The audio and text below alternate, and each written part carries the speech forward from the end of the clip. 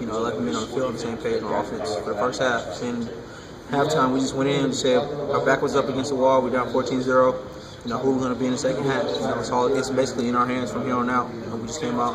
You know, Dante Pettis made some great punt returns. You know, that put us in good field position to do some great things. You know, at halftime. So after that, we just got rolling. When things happen almost as positive as the negative in the first half, like those punt returns, do you as a complete team feel that on the sidelines and out on the field? You feel that shift and energy level kind of pumps up by those kinds of plays? Definitely. I mean, because, you know, some special teams for one. You know, special teams is, you know, like one of the things that Coach Cho said is, you know, nobody came here to play special teams. You know, you came here for a position, but, you know, for those guys to sacrifice, their position that they came here to play, you know, for all of us, you know, whenever you can do your job, you know, and make an explosive play like that, you know, on special team, because it is a special team. You know, you have the ability to, you know, take one play and take it to the house, you know, for 6. And so for, you know, everybody to be on one accord, and everybody blocking, you know, the right guy, you know, Dante to really just buy in and just trust everybody on the field that's going to make the play for him. You know, it's going to block their man, and him to just explode on the scene like that was just, it was a good feeling, especially coming out of halftime. Plays like that help validate, you know, everybody's got to buy into the coach and the game plan. That helps validate how important special teams really are.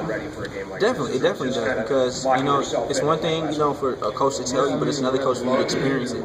You know, like it's like your parents telling you, don't touch, as a little kid, don't touch the stove, and then you touch the stove.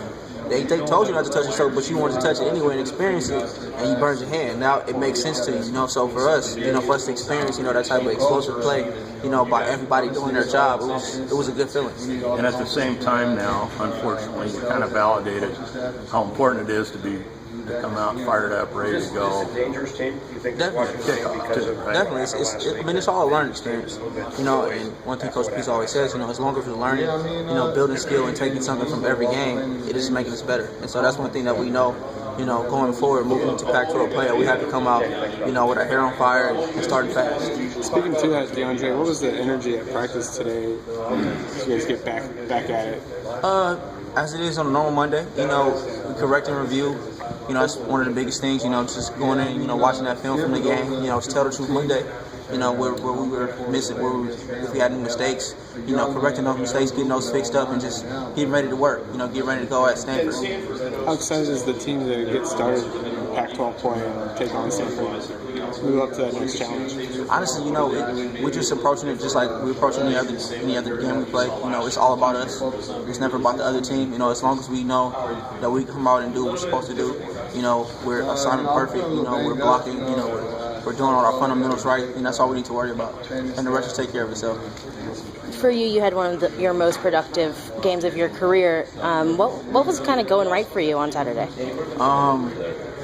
Honestly, just take advantage of the opportunities, you know, and when my number was called, just making the catch, just taking over from there, honestly.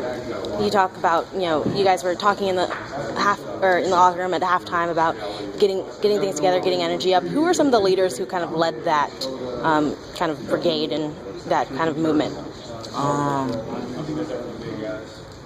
Honestly, it was just a collective effort. It wasn't really about anybody that was really leading it. You know, the coach. It was between the coaches and the players. You know, coaches were riled up. You know, the players getting riled up. It was a collective effort. You know, everybody was riling everybody up. It wasn't just like any particular people. Do you think that's a really unique quality that this team has? It seems like you guys are always preaching unity, togetherness, and it seems like it kind of showed at that second half. Definitely, it definitely is. You know, that was one of the things that we wanted to make sure that we came in, you know, into this season, you know, make sure that we were better with, you know, than we've been with in the past.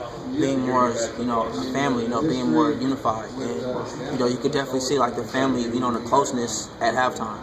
You know, like we knew that we had to be able to lean on the man next to us to, you know, to uphold his responsibility and take care of his business. So it was basically just come out and do what we're supposed to do, basically.